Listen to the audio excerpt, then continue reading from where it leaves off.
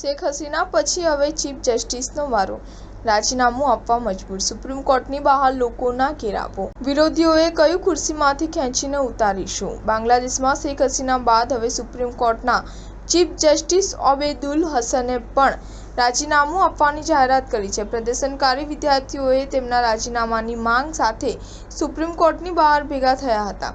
વિદ્યાર્થીઓએ કહ્યું હતું કે જો ચીફ જસ્ટિસ રાજીનામું નહીં આપે તો તેમને પણ હસીનાની જેમ ભોગવવું પડશે। પ્રદર્શનકારીઓનો આરોપ છે કે સુપ્રીમ કોર્ટના ચીફ જસ્ટિસની હસીના સાથે મિલીભગત છે।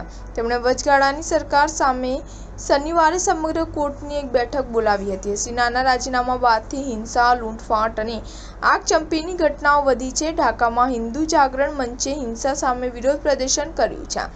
બંગાળી અખબાર ઢાકા ટ્રિબ્યુન અનુસાર બજારો હિન્દુઓ શાહબાગ ચોક પર ભેગા થયા છે અને હિંસા સામે અવાજ ઉઠાવ્યો છે। તેમણે હરે કૃષ્ણ હરે રામના નારા પણ લગાવ્યા હતા।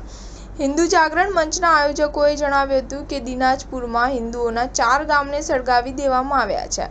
લોકો નિરાધાર બન્યા છે, લોકો છુપાઈને રહેવા મજબૂર થયા છે। શેખ હસીનાએ દેશ છોડ્યા ત્યારથી બાંગ્લાદેશમાં હિન્દુ સમુદાય પર હુમલા વધી ગયા છે।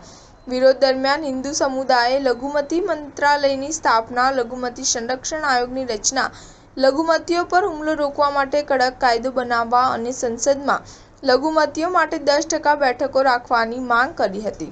પ્રદર્શનકારીઓએ હિંસાથી અસરગ્રસ્ત લોકો માટે વળતરની પણ માંગ કરી હતી। આ ઉપરાંત તોડી પાડવામાં આવેલા મંદિરોને ફરીથી બનાવવાની પણ માંગ કરવામાં આવી છે।